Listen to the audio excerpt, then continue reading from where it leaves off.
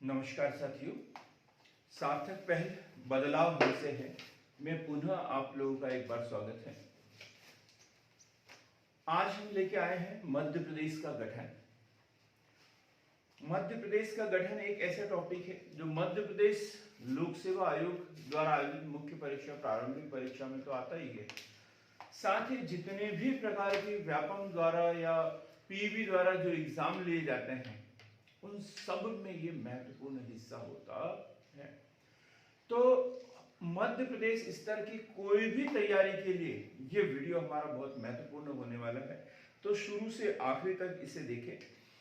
मध्य प्रदेश का गठन हम बात करते हैं 15 अगस्त 1947।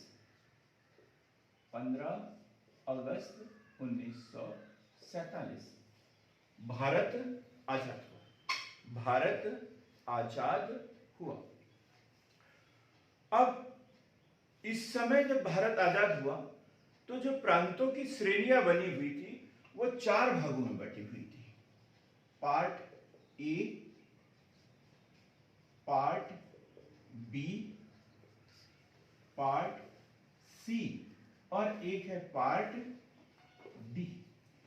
तो पार्ट डी में वो भाग थे जो भारत की सीमा से दूर, जैसे अंडमान निकोबार। अंडमान निकोबार पार्ट डी में शामिल था। बाकी जितने भी प्रांत थे वो पार्ट ए, पार्ट बी और पार्ट सी में शामिल थे। जो विभिन्न रियासतें थी वो इस तरीके से बटी हुई थी। पार्ट ए मतलब जो पूर्ण रूप से ब्रिटिश प्रांत थे और 1947 में ये आजाद हुए थे। तो इस तरीके से अलग अलग प्रांतों में श्रेणियों में बटे हुए थे और ये ब्रिटिश सरकार द्वारा प्रांतों का गठन किया गया था उनके सुविधा के आधार पर। तो प्रांत ए में वो पार्ट थे जो पूर्ण रूप से ब्रिटिश प्रांत थे।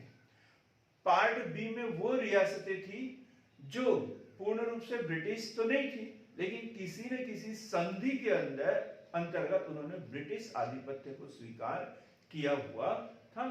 और पार्ट सी में वो रियासतें थी जो कभी भी ब्रिटिश अधिकार में रहे ही नहीं थी, जो पूर्ण रूप से स्वतंत्र थी। तो अब हम जब भारत का गठन हुआ तो उस समय देखें कि वहां पर 3 रियासतें जो अलग अलग पार्ट में ए, बी और सी। तो सबसे पहले एक रियासत थी मध्य भारत और ये था पार्ट बी। ये क्या था? Part B. दूसरी रियासत जो थी वो है विंध्य प्रदेश। दूसरी रियासत विंध्य प्रदेश और ये थी पार्ट सी। पार्ट सी। तो मध्य भारत, विंध्य प्रदेश और एक है CP and Berar. CP and Berar. CP and Berar. Central provisions. Central province. Central provisions and Berar. तो सीपी एंड बरार जो है वो पार्ट ए में शामिल था। ये क्या में था? Part A. इस प्रकार से 3 मुख्य रियासतें मध्य भारत, विंध्य प्रदेश और CP and Berar. CP and Berar. अब हम अलग अलग रियासतों के बारे में भी पढ़ेंगे कि इनका गठन कब कब हुआ था। और एक चौथी रियासत थी और वो है भोपाल। छोटी सी रियासत थी भोपाल और ये पार्ट सी का हिस्सा था। काय का हिस्सा था? पार्ट सी का हिस्सा। क्वेश्चन अक्सर ये पूछा जाता है कि भोपाल किस पार्ट का हिस्सा थी? A, B, C, D. CP and Berar कौन से पार्ट का हिस्सा थी? तो मित्रों हम देखेंगे ये विभिन्न रियासतों का गठन कब और कैसे हुआ। तो सबसे पहले हम बात करते हैं CP and Berar. Central provisions और बरार। ये रियासत कैसे सामने आई? तो 2 नवंबर 1861। 2 नवंबर 1861 कब की बात कर रहे हैं? 2 नवंबर 1861। 2 नवंबर 1861 सेंट्रल प्रोविंस न्यायिक कमिश्नरी सीपी को एक न्यायिक कमिश्नरी के रूप में विकसित किया। एक न्यायिक कमिश्नरी के रूप में सेंट्रल प्रोविंस को विकसित किया गया। कब? 1861 में। क्वेश्चन बनता है सीपी एंड बरार का गठन कब किया गया? और 1921 में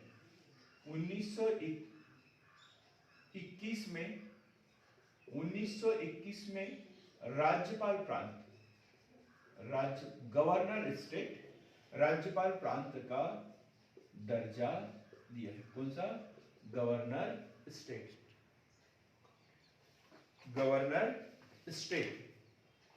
गवर्नर स्टेट का दर्जा दिया। कब? 1921 में। 1936 में क्या हुआ? 1936 में हैदराबाद रियासत, 1936 में हैदराबाद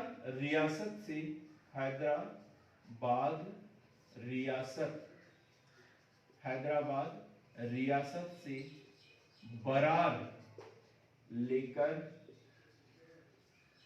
सेंट्रल प्रोविजंस में शामिल कर दिया। तो इस प्रकार 1936 में जो है ये सीपी एंड बरार सामने आया।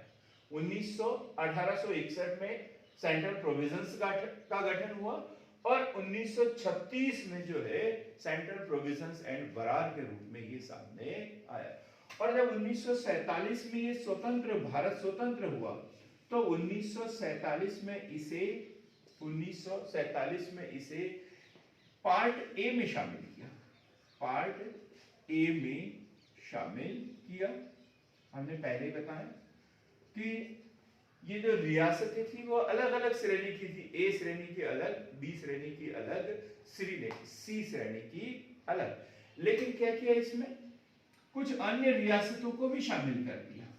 1947 में सीपी एंड बरार में अन्य रियासतों को शामिल किया गया। छत्तीसगढ़, विदर्भ और महाकौशल। कौन कौन सी?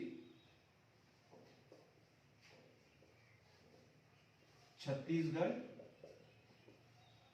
विदर्भ और महाकौशल। तो इन रियासतों को भी इसमें शामिल किया और ये एक अलग प्रांत बन गया सीपी एंड बरार। और एक किस श्रेणी का प्रांत था? ए श्रेणी का प्रांत था। इसमें क्वेश्चन पूछे जाएंगे कि 1947 में इसमें कौन कौन सी रियासतों को शामिल किया गया, किस श्रेणी के अंतर्गत ये शामिल था। इसकी राजधानी क्या थी?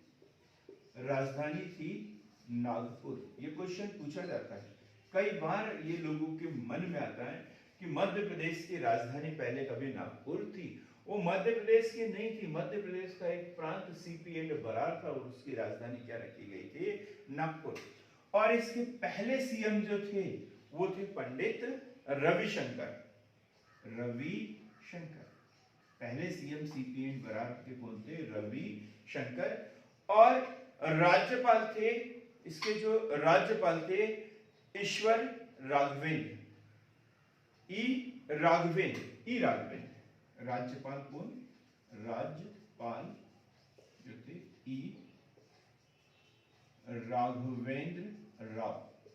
राघवेंद्र राव। पंडित रविशंकर शुक्ल जो है इसके प्रथम सीएम थे, मुख्यमंत्री थे और राज्यपाल थे राघवेंद्र राव। जब इससे 18 जिले मध्य प्रदेश के बने थे, हम पढ़ेंगे। जब मध्य प्रदेश का गठन हुआ था, पुनर्गठन कब? 1956 में। 1 नवंबर 1956 में जब मध्य प्रदेश का पुनर्गठन होगा तब इससे कितने जिले मिलेंगे? 18। ये क्वेश्चन भी पूछा जाता है। तो ये जो सीपी एंड बरार है इससे कितने जिले मिलेंगे? 18। कितने जिले? 18 जिले। अब दूसरी जो रियासत थी वो थी मध्य भारत। दूसरी रियासत मध्य भारत। मध्य भारत, ये मध्य भारत। अब मध्य भारत जिसे मालवा संघ के नाम से जाना जाता था, किस नाम से? मालवा संघ के नाम से जाना जाता था। मालवा संघ के नाम से इसे जाना जाता था। गठन 1948, गठन 1946, गठन 1940। 18 मई 1940 को 25 रियासतों को मिलाकर किया गया। 25 रियासतों को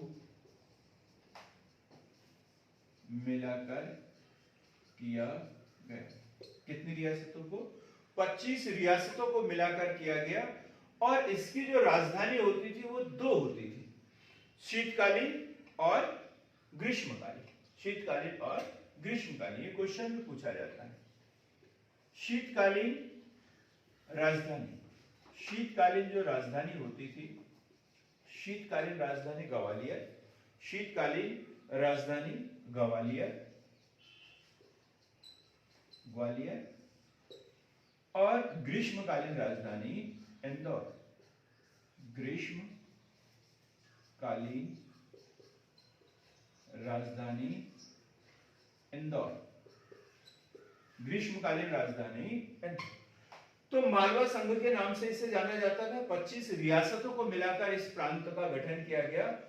शीतकालीन राजधानी इसकी ग्वालियर होती थी और ग्रीष्मकालीन राजधानी इंदौर। 6-6 महीने के लिए इसकी राजधानी बदलते जाती थी।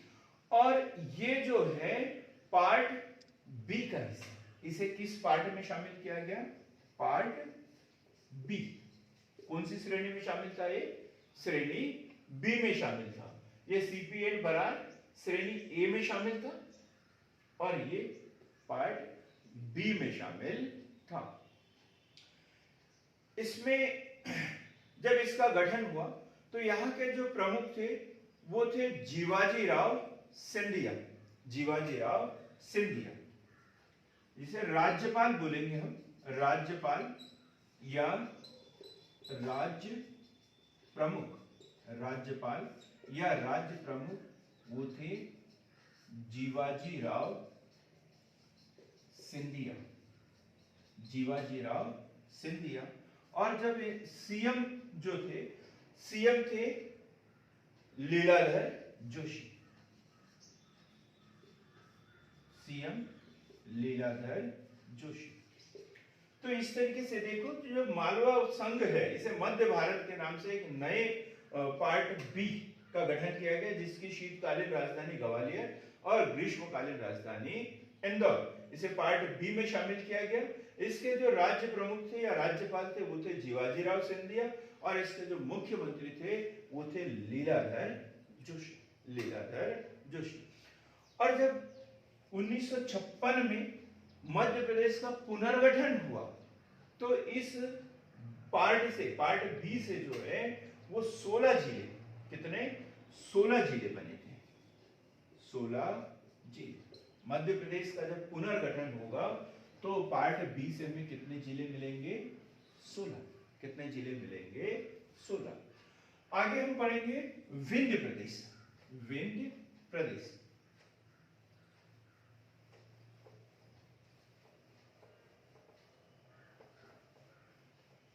तो हम अभी देख रहे थे कि मध्य प्रदेश का गठन जब हुआ 1947 में, तब कौन कौन सी पार्टी थे उसमें, और जब मध्य प्रदेश का पुनर्गठन होगा 1 नवंबर 1956 को, तब उसमें किस तरीके से परिवर्तन किया गया। तो हम देख रहे हैं विंध्य प्रदेश, विंध्य प्रदेश।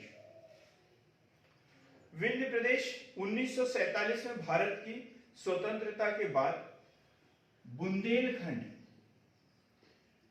बुंदेलखंड व बघेलखंड, बघेलखंड की रियासतों रियासतों को मिलाकर गठन।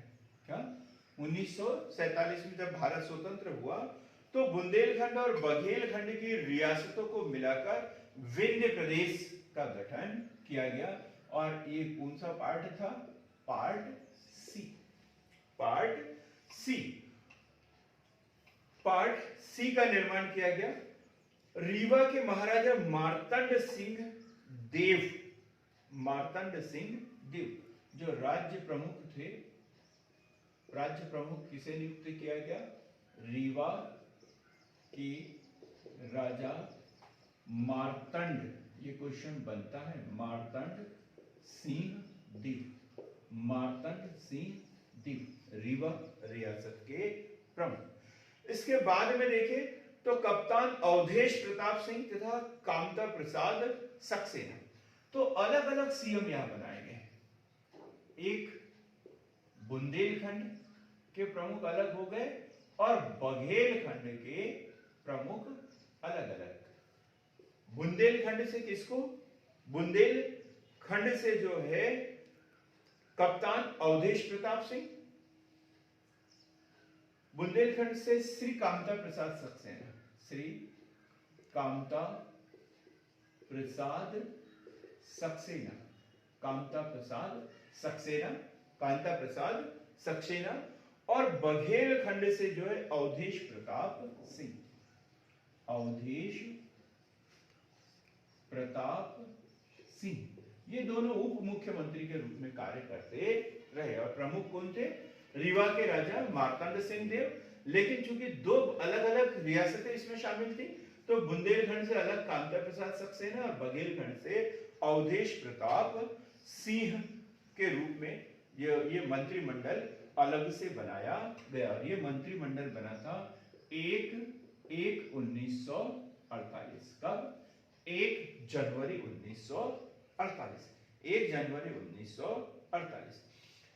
जब 1 जनवरी 1950 को विंध्य प्रदेश पार्ट सी बना तब इसकी राजधानी रीवा थी।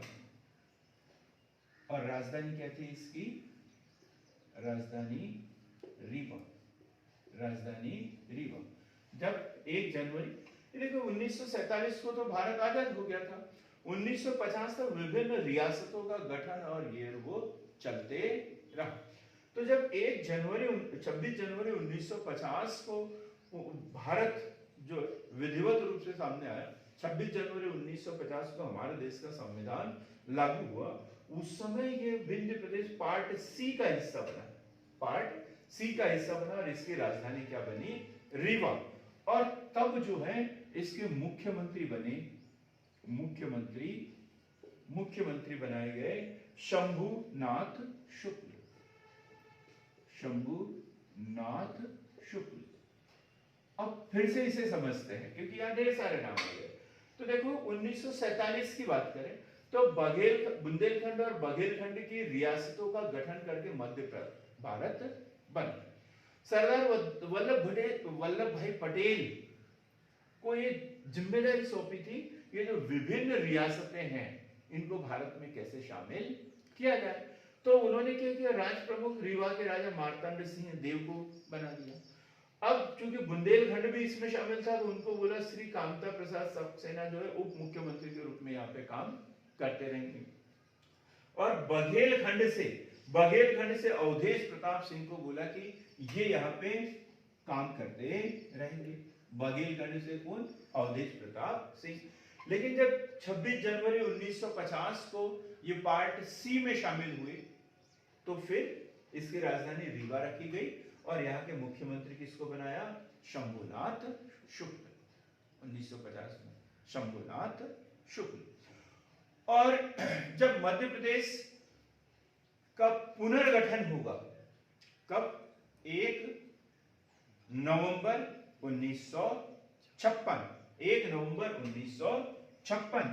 तो इससे मध्य प्रदेश को 8 जिले प्राप्त होंगे। कितने जिले? 8 जिले। पूरा का पूरा ये मध्य प्रदेश में शामिल हो जाएगा क्योंकि यहां पर महाकौशल में कुछ परिवर्तन होगा। ये जो CPN बरार है इसमें कुछ परिवर्तन देखने को मिलेगा, लेकिन विंध्य प्रदेश, भोपाल स्टेट जैसा का वैसा पूरा का पूरा जो है वो मध्य प्रदेश में शामिल होगा। अब हम बात करते हैं भोपाल स्टेट की। भोपाल स्टेट या भोपाल रियासत हमने पहले भी पढ़ा, ये जब काय का हिस्सा था, ये पार्ट सी का हिस्सा था। यहाँ के नवाब थे उस समय, ये क्वेश्चन पूछा जाता है, नवाब थे हमीदुल्लाह, और इन्होंने जो है स्वतंत्र रहने का निर्णय लिया था, लेकिन प्रजामंडल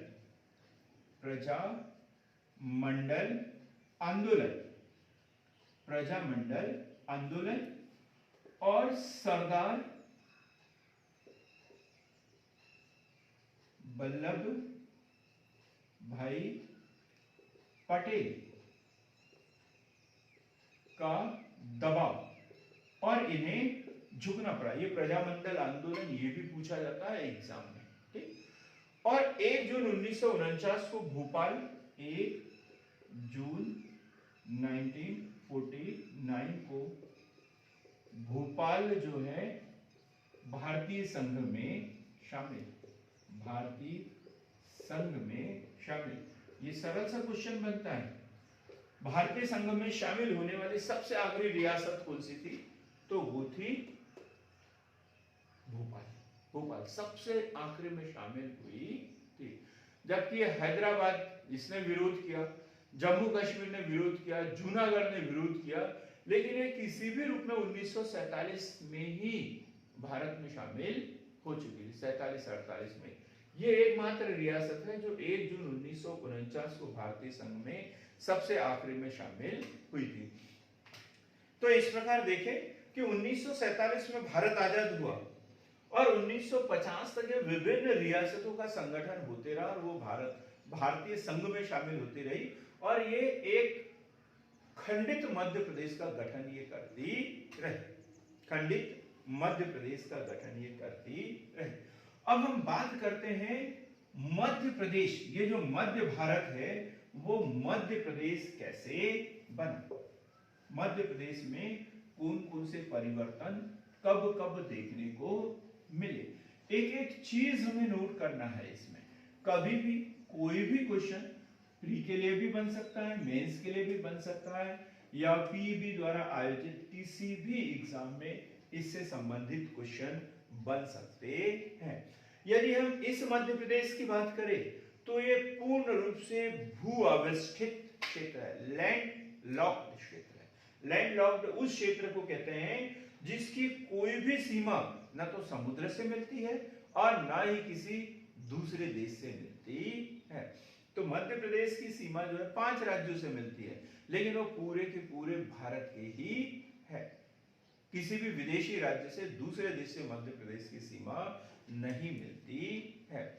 यदि मध्य प्रदेश के अलावा भी यदि बात करें तो भारत में हरियाणा है, छत्तीसगढ़ है, झारखंड है, तेलंगाना है, ये राज्य जो है वो पूर्ण रूप से लैंड-लॉक्ड है।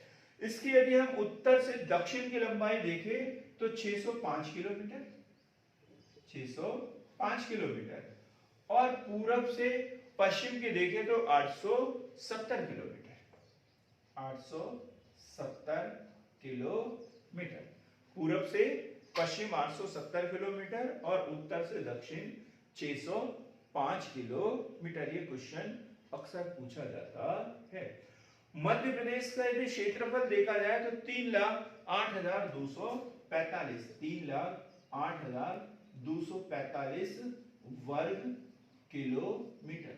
ये उस मध्य प्रदेश का क्षेत्रफल जो 1 नवंबर 1956 को पुनर्गठित हुआ था। लेकिन किसी बुक में 3,08,252 वर्ग किलोमीटर भी देखने को मिल सकता है। ये वो मध्य प्रदेश जिसका पुनर्गठन 2000 में हुआ, सन 2000 में, ठीक, छत्तीसगढ़ से अलग होने के बाद में। हम पूरा डिटेल में पढ़ेंगे, लेकिन इतना क्षेत्रफल 2 बुक में अलग अलग देखने को मिलता है। ये अंतर का कारण ये है कि अमरकंटक घाटी को लेकर विवाद है, ये छत्तीसगढ़ में है या मध्य प्रदेश में, और वो इस कारण इनका क्षेत्रफल जो है हमें अलग अलग देखने को मिलता है। अब हम बात करते हैं मध्य प्रदेश का पुनर्गठन कब और कैसे हुआ। अब ये वाला मध्य प्रदेश तो हमारा बन चुका था, लेकिन अब इसमें परिवर्तन कैसे देखने को मिला। तो संविधान सभा के जो स्थायी अध्यक्ष थे वो डॉक्टर राजेंद्र प्रसाद, संविधान सभा के स्थायी अध्यक्ष डॉक्टर राजेंद्र प्रसाद, और एक एस के धर आयोग का गठन। क्या हुआ कि पहले ये जो राज्य बन गए थे, 14 राज्य बन गए थे, तो इसके आधार पर विभिन्न जो प्रदेश थे वो भाषाई आधार पर राज्यों के गठन की मांग कर रहे थे। अलग अलग रियासतें जो है वो स्वतंत्र राज्य के गठन की बात कर रहे थे कि हम तो ये है तो हमें अलग प्रांत चाहिए, इसकी बात वो कर रहे थे। तो जून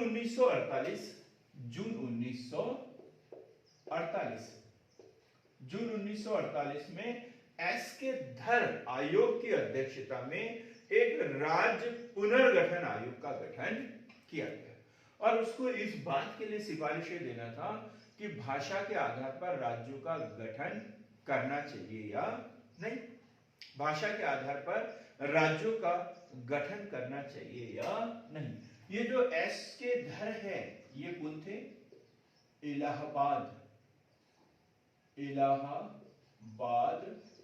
हाई कोर्ट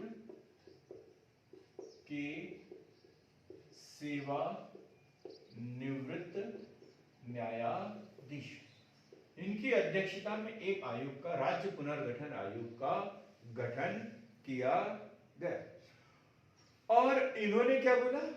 इन्होंने ये बोला, इनकी जो रिपोर्ट आई है ये आई है दिसंबर 1948।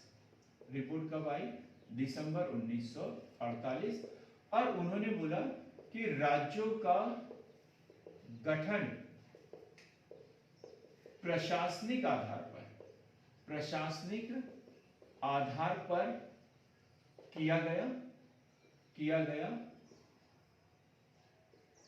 भाषा के आधार पर उचित नहीं, भाषा के आधार पर उचित नहीं।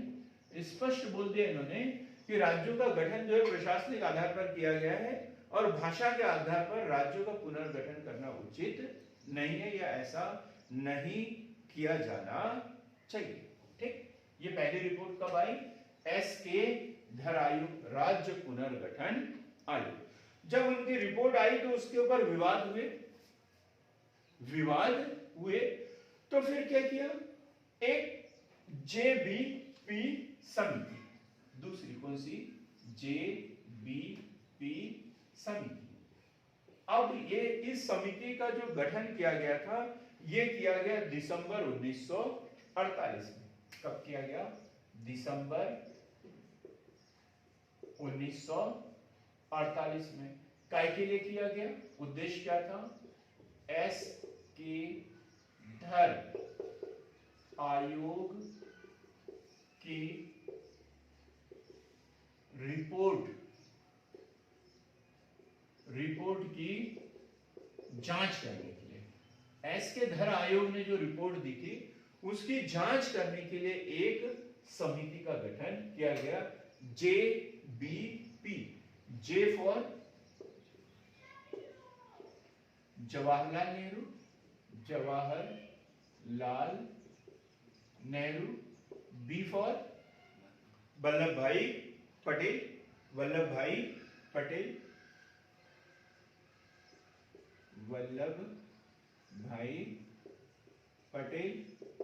और पी पट्टाभी सितार मैया।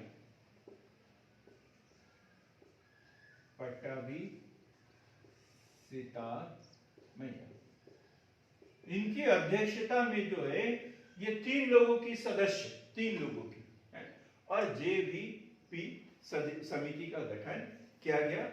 और इनको ये इस बात के लिए रिपोर्ट देना था कि एसके आयोग ने जो जांच की है वो सही है या नहीं, मतलब राज्यों का पुनर्गठन प्रशासनिक आधार पर करना चाहिए या भाषा के आधार पर, क्योंकि पहले वाली समिति ने बोला था कि राज्यों का गठन प्रशासनिक आधार पर किया जाना चाहिए, न कि भाषा के आधार पर। भाषा के आधार पर उचित नहीं है। तो इसकी जांच करने के लिए एक नई समिति का गठन किया गया और अप्रैल 1949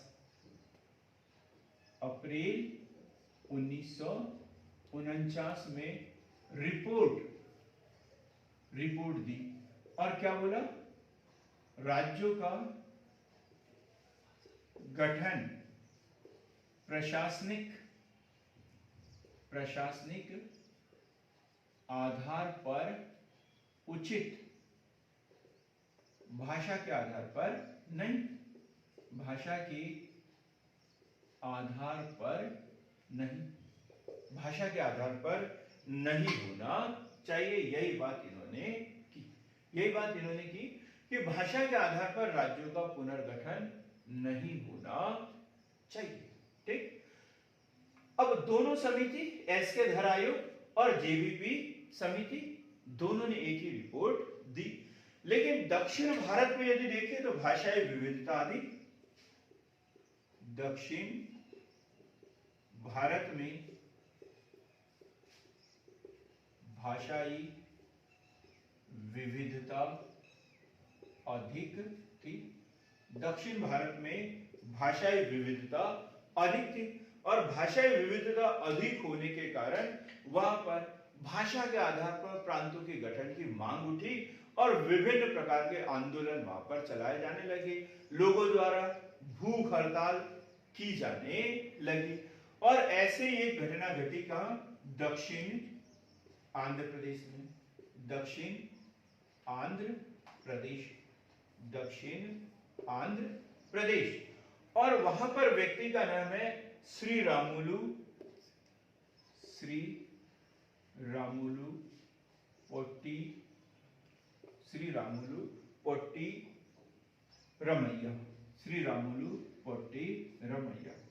और इन्होंने भूख हड़ताल शुरू कर दी कि एक भाषा के आधार पर आंध्र प्रदेश का गठन किया जाए और इन्होंने अनशन शुरू किया और अनशन के 58वें दिन उनकी मृत्यु हो गई और एक तरीके से अब सरकार के ऊपर दबाव बन गया।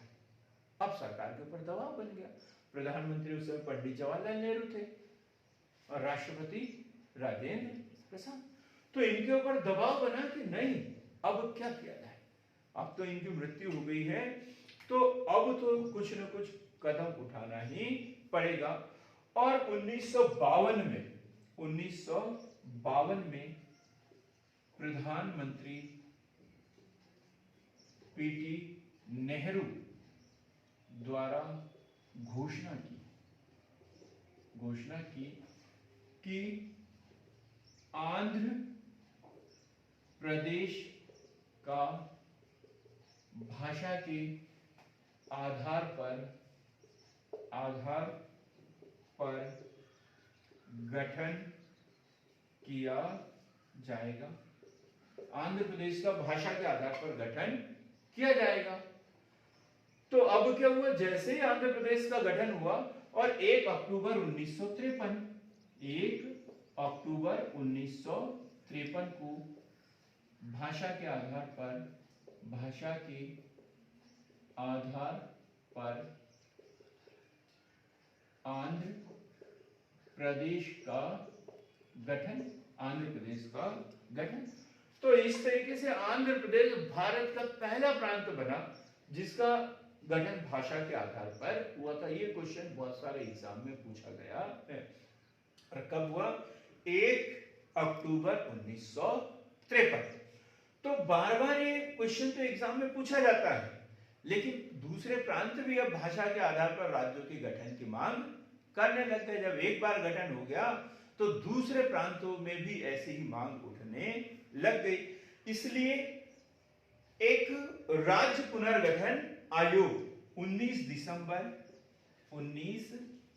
दिसंबर 1953 को राज्य पुनर्गठन आयोग का गठन किया गया। राज्य पुनर्गठन आयोग का गठन किया गया कब? 19 दिसंबर 1953 को राज्य पुनर्गठन आयोग का गठन किया गया। अब राज्य पुनर्गठन आयोग, राज्य पुनर्गठन आयोग गठन कब हुआ? इसका गठन पहले लिखा है 1 दिसंबर 1953। इसके अध्यक्ष फजल अली और सदस्य यदि देखा जाए तो हृदयनाथ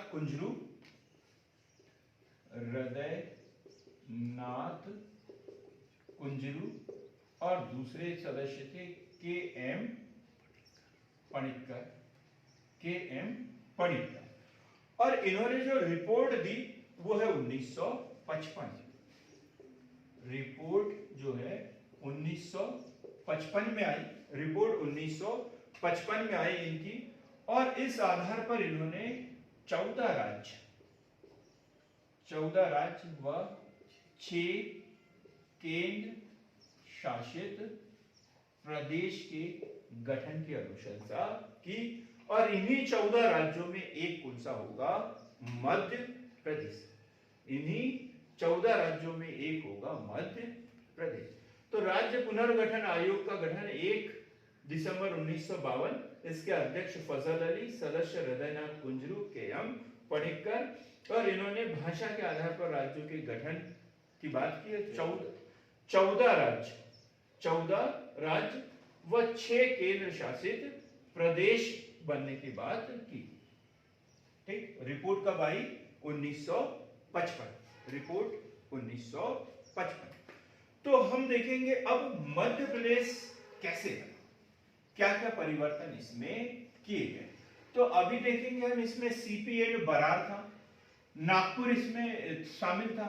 नागपुर